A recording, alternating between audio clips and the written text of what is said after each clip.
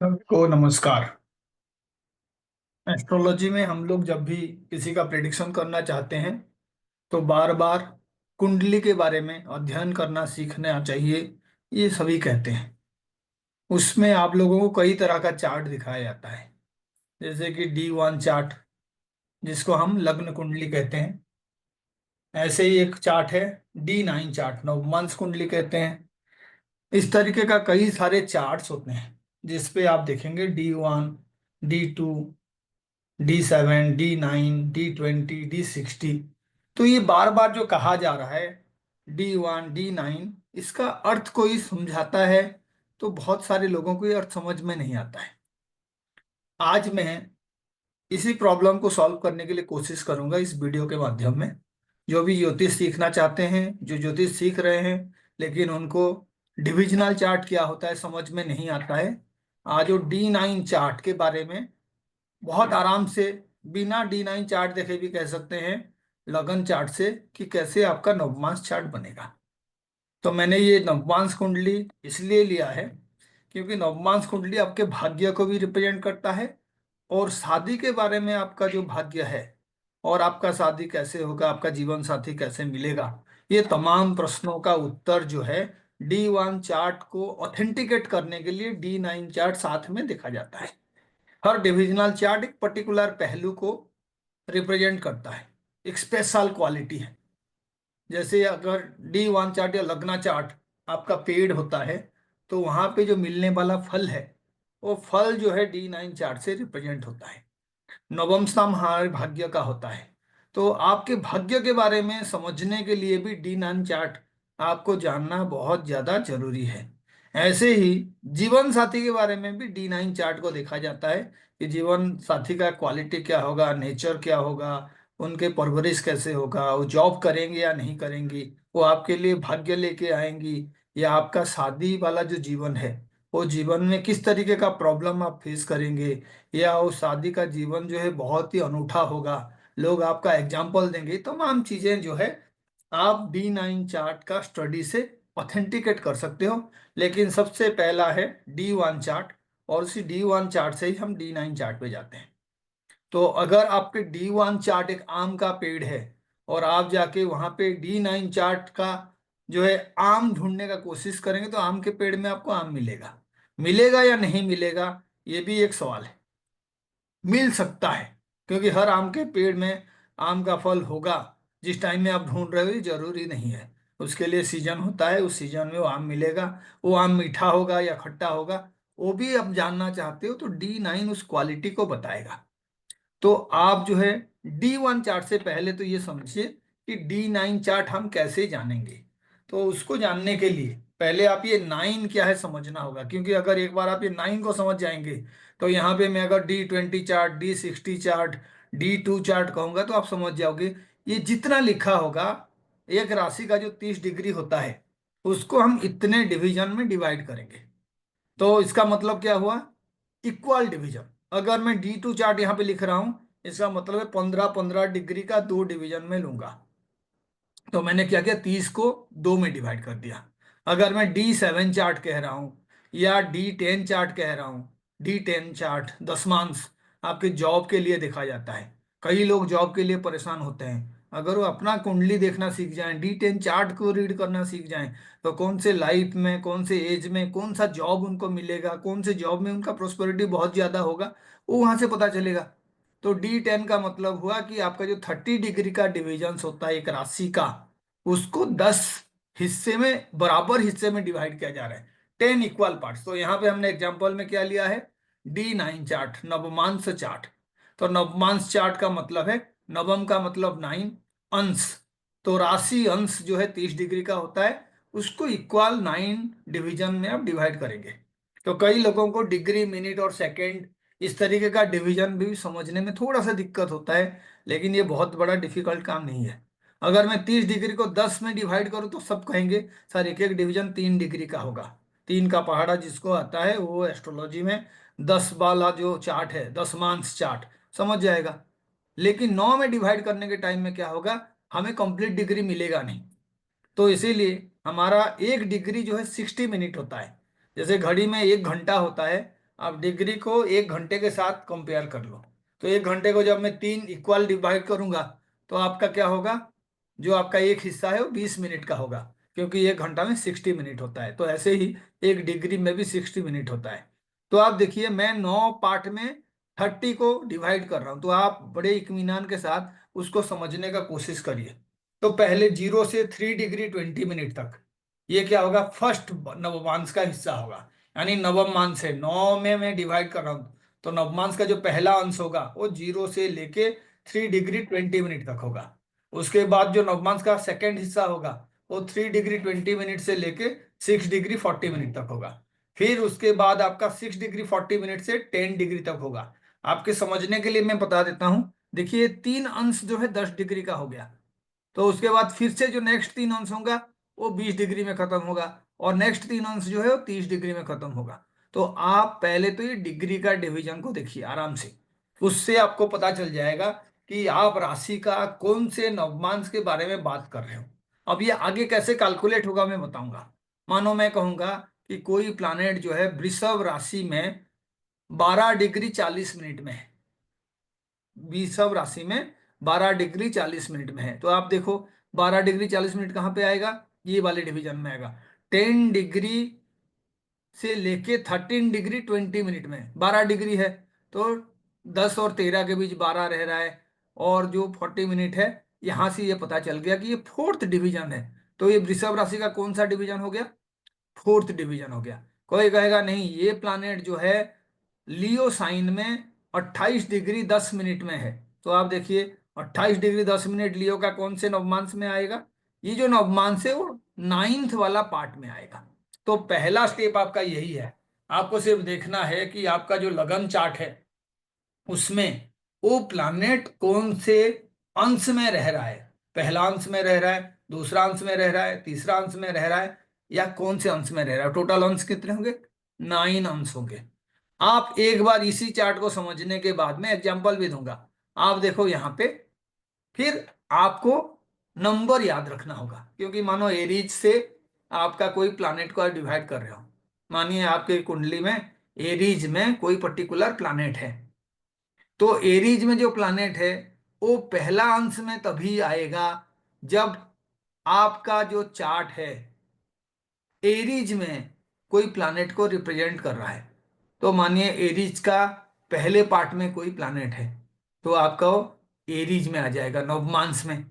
ऐसे ही मानिए एरीज का कोई दूसरे पार्ट में है, यानी एरीज का 3 डिग्री 20 मिनट से लेके 6 डिग्री 40 मिनट तक कोई प्लानेट है एरीज साइन में, तो उसका नवमांश कहाँ पे आएगा, टॉरस में आएगा। ऐसे ही आपका एरीज का डिवीजन आप कर रहे हो, एरीज के तीसरा नवमांश में अंश में कोई है, तो आपके वो नवमांश कुंडली में कहाँ पे आएगा, वो जेमिनाई में आएगा। तो अब हम इसी को एग्जाम्पल के हिसाब से देखेंगे, लेकिन एक बार ये जो मैं चार्ट दिया हूं उसको आप ध्यान से समझने का कोशिश करिएगा। क्योंकि मानिए मैं 12 राशि को रिप्रेजेंट कर रहा हूं, आपके ग्रह ये 12 राशि में रहते हैं। तो 12 राशि में आप देखिए पहला जो राशि है आपका कालपुरुष कुंडली में वो एरीज है, मेष राशि। उसके बाद वृषभ राशि जिसको इंग्लिश में टॉरस कहते हैं, फिर जेमिनी जिसको आप मिथुन राशि कहते हैं, फिर कर्क राशि है जो कैंसर कहा जाता है, फिर सिंह राशि है जो लियो कहा जाता है, फिर कन्या राशि है जिसको वर्गो कहा जाता है, फिर लिब्रा राशि है जिसको आप तुला कहते हैं, फिर स्कॉर्पियो है जिसको वृश्चिक कहा जाता है, फिर सेजिटेरियस है जिसको धनु राशि कहा जाता है, फिर कैप्रिकॉर्न जिसको मकर कहा जाता है, एक्वारियस जिसको कुंभ कहा जाता है, और पाइसेस जो है 12 नंबर राशि है जिसको मीन राशि कहा जाता है। तो पहले मैंने ये बताया इसमें कि आपको कोई भी राशि को जो है 9 हिस्से में डिवाइड करना है, चाहे वो मेष राशि हो, चाहे वृषभ राशि हो, चाहे कोई भी राशि हो, 30 डिग्री का होता है। तो उसका 0 से 3 डिग्री 20 मिनट तक जो हिस्सा होगा वो पहला जो हिस्सा है वो फर्स्ट डिवीजन है, नाइन्थ डिवीजन में से फर्स्ट डिवीजन। ऐसे 3 डिग्री 20 मिनट से कोई हिस्सा होगा 6 डिग्री 40 मिनट तक, तो सेकेंड डिवीजन है। फिर उसके बाद third division, fourth, fifth, six, seventh, eighth और नाइन्थ। 9 डिवीजन को समझना है, और इसको एक बार आप समझेंगे तो D10 भी समझना हो जाएगा। और D10 में क्या चेंज हो जाएगा, यहाँ पे जो 20-20 मिनट एक्स्ट्रा आ रहा है वो कम हो जाएगा। यानी 30 डिग्री को 10 में डिवाइड करोगे तो 0 से 3 डिग्री हो जाएगा, 3 से 6 डिग्री हो जाएगा, 6 से 9 डिग्री हो जाएगा, 9 से 12 डिग्री हो जाएगा, 12 से 15, 15 से 18, 18 से 21, 21 से 24, 24 से 27, 27 से 30, ऐसे 10 डिवीजन हो जाएगा। तो आपको ये समझना है कि कौन कहाँ पे है। तो मानो मैं एक एग्जाम्पल लेके आपको पूछ रहा हूं। मानिए आपके कुंडली में मेष राशि में बुध ग्रह जो है 2 डिग्री 10 मिनट में है, तो कौन से हिस्से में है? वो फर्स्ट हिस्से में है। ऐसे ही मानिए किसी के चार्ट में बृहस्पति जो है मेष राशि के 5 डिग्री 40 मिनट में है, तो कौन से हिस्से में है? सेकेंड हिस्से में है, थर्ड में है, फोर्थ में है। ऐसे आप कैलकुलेट कर सकते हैं, ये जानना जरूरी है। उसके बाद जैसे ही मेष का कोई प्लैनेट है तो पहला हिस्सा में होगा तो मेष में आएगा नवमांश में, दूसरे हिस्से में आएगा तो उसके नेक्स्ट साइन में आएगा टॉरस में आएगा, तीसरे हिस्से में होगा तो जेमिनाई में आएगा, चौथे में होगा तो कैंसर में आएगा। तो आप जानते हैं 9 डिवीजन ही हो सकता है, तो नाइन्थ वाला कहाँ पे आएगा? सेजिटेरियस में आएगा। इसका मतलब है जो भी एरीज साइन में आपका प्लैनेट्स हैं D1 चार्ट में, लग्ना चार्ट में, और D9 चार्ट में, ये सजिटेरियस तक ही आएंगे। अब मैं कहूंगा टॉरस का पहला वाला पार्ट में जो होगा कहाँ आएगा? तो कॉमन सेंस है, यहां से अगर 9 तक यहाँ आपका डिवीजन खत्म हो जाता है पहले वाला साइन का, उसके बाद टॉरस शुरू होता है, तो टॉरस का पहला कैप्रिकॉर्न में आएगा।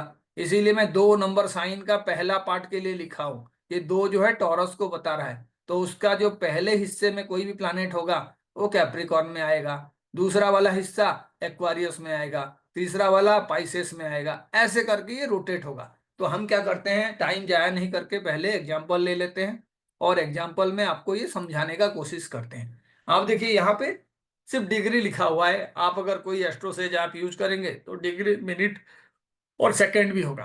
तो आप पहले समझ जाइए, कई बार लोग कहते हैं आपका ये प्लानेट वर्गोत्तम है। वर्गोत्तम का क्या मतलब है? वर्गोत्तम का पहला मतलब तो ये है कि आपका जिस राशि में वो प्लानेट है वही राशि में अगर वो नवमांश में भी प्लानेट रहेगा सेम राशि में तो वर्गोत्तम होगा। और वर्गोत्तम के लिए ऐसे एक स्क्वायर दिया जाता है, वर्ग बनाया गया है ना वर्गोत्तम बताने के लिए। तो यहाँ पे देखिए कौन कौन से प्लानेट वर्गोत्तम है। आपको अगर कोई पूछेगा तो आप कहोगे सर यहाँ पे ना वी फॉर वीनस, शुक्र जो है वर्गोत्तम है, उसके ऊपर स्क्वायर लिखा हुआ है। केतु जो है यहाँ पे वर्गोत्तम है, उसके ऊपर भी स्क्वायर लिखा हुआ है। और राहु जो है वर्गोत्तम है, उसके ऊपर भी स्क्वायर दिया हुआ है। तो इसका क्या अर्थ हुआ? अर्थ ये हुआ कि आपका शुक्र जो है आपके लग्न चार्ट में भी 1 नंबर साइन में है यानी एरीज में है। और ये D9 चार्ट भी जब हम देखेंगे नवमांश चार्ट, तो उसमें भी ये आपका जो है एरीज में ही होगा। ऐसे जो प्लैनेट्स होते हैं जो वर्गोत्तम होते हैं उनका एनर्जी बढ़ जाता है, वो बड़ा अच्छा आपके लाइफ में रिजल्ट देते हैं। उस प्लैनेट्स का एनर्जी को बड़े आराम से आप यूज कर सकते हो। और अगर आप उस प्लैनेट के एनर्जी को सही तरीके से यूज कर पाओ तो आपके भाग्य में भी वृद्धि होता है। क्योंकि आप देखिए नवमांश चार्ट भाग्य को रिप्रेजेंट करता है, तो जो भी प्लैनेट है वो हमारे भाग्य को किस तरीके से रिप्रेजेंट करता है आप उसके गुण से जान सकेंगे, वो क्या करता है, उस प्लैनेट कौन से का कारक है।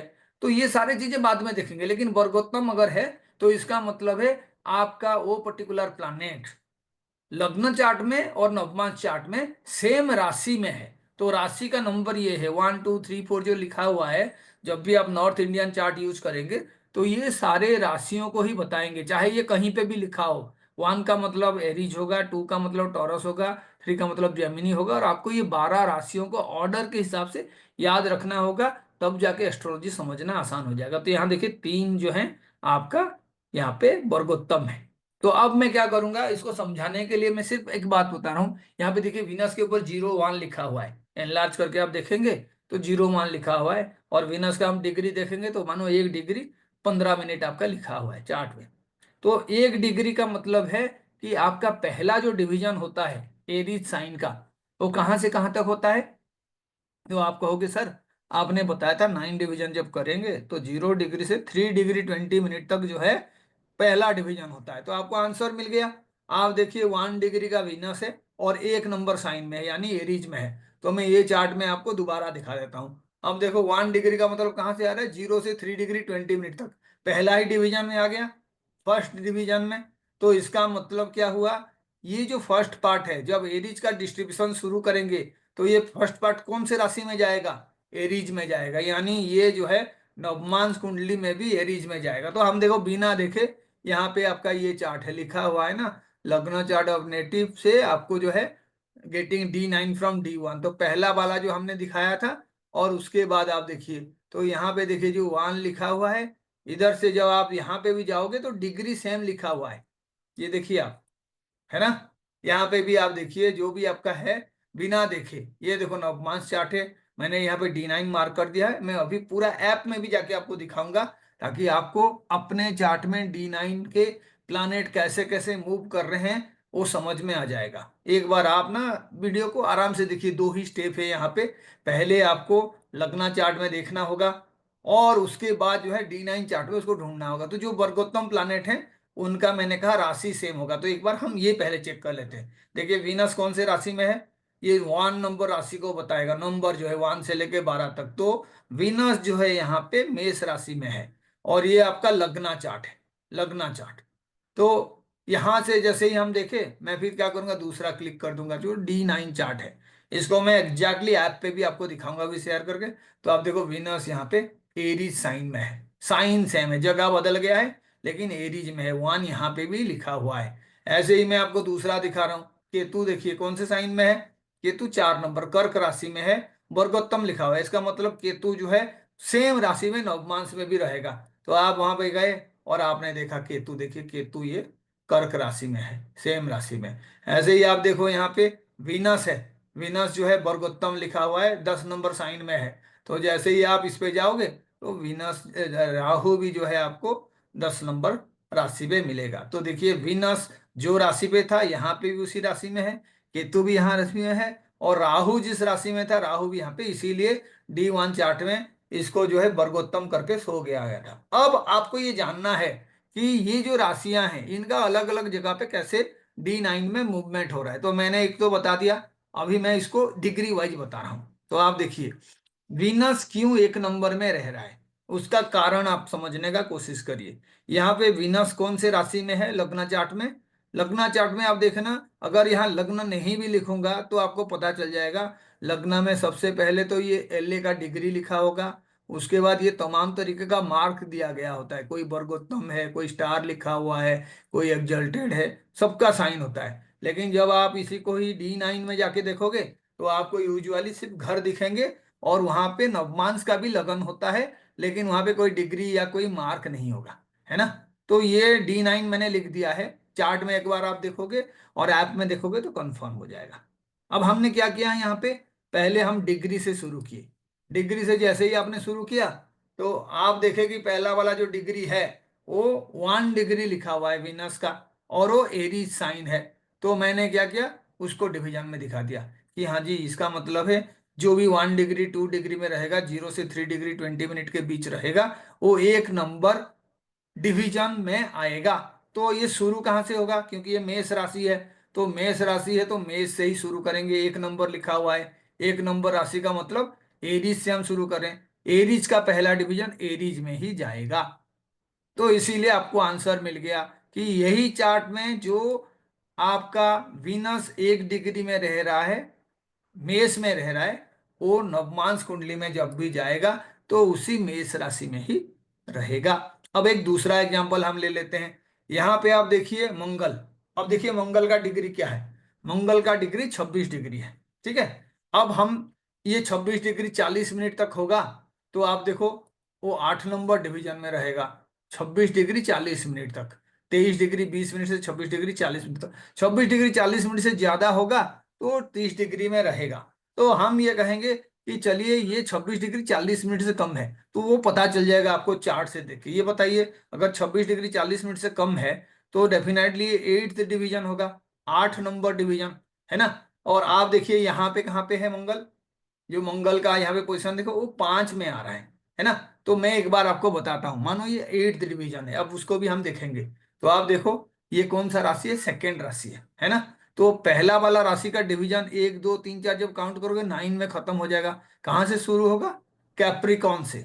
तो वहां से काउंट करो 1 2 3 4 5 6 7 और 8, लियो साइन हो गया। 8 नंबर जब आप काउंट किए, कहाँ से काउंट किए, क्योंकि पहले का 9 डिवीजन यहाँ पे खत्म हुआ था सेजिटेरियस में, इसीलिए टॉरस वाला जो भी डिवीजन है नवमांश में, उसको कहाँ से कैलकुलेट करोगे? कैप्रिकॉन से काउंट करोगे, क्योंकि सेजिटेरियस के बाद कैप्रिकॉन साइन है। तो कैप्रिकॉन जब काउंट करोगे वो 8 नंबर हिस्से में है, 40 डिग्री से कम है। तो हमने ये कहा 26 डिग्री 20 मिनट है मानो। तो आप देखो 26 डिग्री 20 मिनट का मतलब है 8 नंबर डिवीजन। तो मैं क्या करूंगा, यहाँ पे जाके 8 काउंट करूंगा, लेकिन कहाँ से करूंगा? सेकेंड राशि है, इसीलिए पहला 9 डिवीजन जहां खत्म हुआ था उसके बाद सेकेंड राशि शुरू होगा। तो कैप्रिकॉन फर्स्ट हो गया, एक्वारियस सेकेंड हो गया, पाइसेस थर्ड हो गया, एरीज फोर्थ हो गया, टॉरस फिफ्थ हो गया, जेमिनी सिक्स्थ हो गया, कैंसर सेवेंथ हो गया, लियो हो गया एट्थ। तो आप देखो कितने आसानी से आपको पता चल रहा है। ये देखो यहाँ पे आपका जो है, कहीं पे भी आप जब देख रहे हो मार्स को, तो मार्स देखो लियो वाले साइन में, एम ए देखिए यहाँ 5 लिखा हुआ है, और यहाँ पे भी एम ए देखिए यहाँ पे 5 लिखा हुआ है ना। तो ऐसे ही आप किसी भी चीज को निकाल सकते हो। कोई कहेगा सर लग्ना कैसे हिसाब करोगे? जहां तो लग्ना जो है 4 डिग्री लिखा हुआ है, तो हम लग्ना के भी लिख दे देते हैं, क्योंकि सब चार्ट में लग्ना जो है सबसे इंपॉर्टेंट होता है। तो यहाँ पे बाकी प्लैनेट्स का तो आपने देख लिया, यहाँ पे देखिए लग्ना जो है 2 लिखा हुआ है। तो मैं आपको लग्ना के लिए समझा रहा हूं। तो पहले देखिए लग्ना कौन से राशि में है, यहाँ पे सेजिटेरियस में है, और उसपे 4 लिखा हुआ है। इसका मतलब कौन से डिवीजन होगा?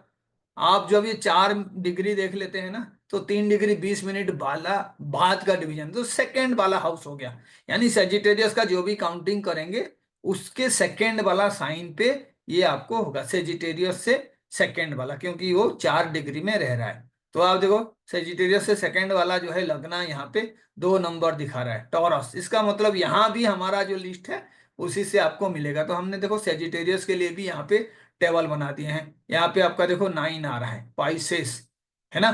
तो आप जैसे ही करोगे तो ये पाइसेस खत्म होगा, तो आप देखो ना टॉरस पे ये आएगा, ये काउंट कर देंगे तो सेकेंड वाला एरीज से शुरू होगा और उस पे आएगा। तो यहाँ पे मैं इन चीजों को बताने के लिए कैसे कैलकुलेट होगा, ये वाला टेबल को आपको शेयर किया हूँ, उसको हम यूज करेंगे। तो आप जो है आराम से D9 चार्ट में कौन सा प्लानेट कहाँ पे जाता है वो आप इजीली जो है समझ पाएंगे। ये हमारा पहला वीडियो है। उसके बाद में एक दूसरा वीडियो बताऊंगा कि D9 चार्ट रीड करने के बाद आप किस तरीके से जो है उसको यूज कर पाएंगे, और मैं उसको भी अपलोड करूंगा। आप लोग पहले मैथमेटिक्स को समझिए, क्योंकि एस्ट्रोलॉजी में कहा जाता है कि आपको पहले मैथमेटिक्स समझना है, उसके बाद आपका आचार और व्यवहार अच्छा होना चाहिए, उसके बाद जाके सूत्रों को आप समझेंगे, क्योंकि बिना मैथमेटिक्स को समझे सूत्र समझना मुश्किल होता है। लेकिन एक बार आप सूत्र समझ जाओ इसी D9 का, तो फिर आप 10 डिवीजन भी बनाना सीख जाओगे, 2 डिवीजन भी बनाना सीख जाओगे, क्योंकि हर जगह पे 30 डिग्री को आपको डिवीजन करना होगा। आपको जो है जो भी आपके क्वेरीज वगैरह हैं, या आप ज्योतिष सीखना चाहते हैं तो आप कांटेक्ट कर सकते हैं। और आपको बड़े आसान तरीके से पहले मैथमेटिक्स को समझाया जाएगा, उसके बाद जो है उसके लॉजिक को समझाया जाएगा। इसका क्या इम्प्लीकेशन है, D9 को कैसे पढ़ा जाता है, उसके लिए आप हमारा दूसरा वीडियो देख सकते हैं। नमस्कार।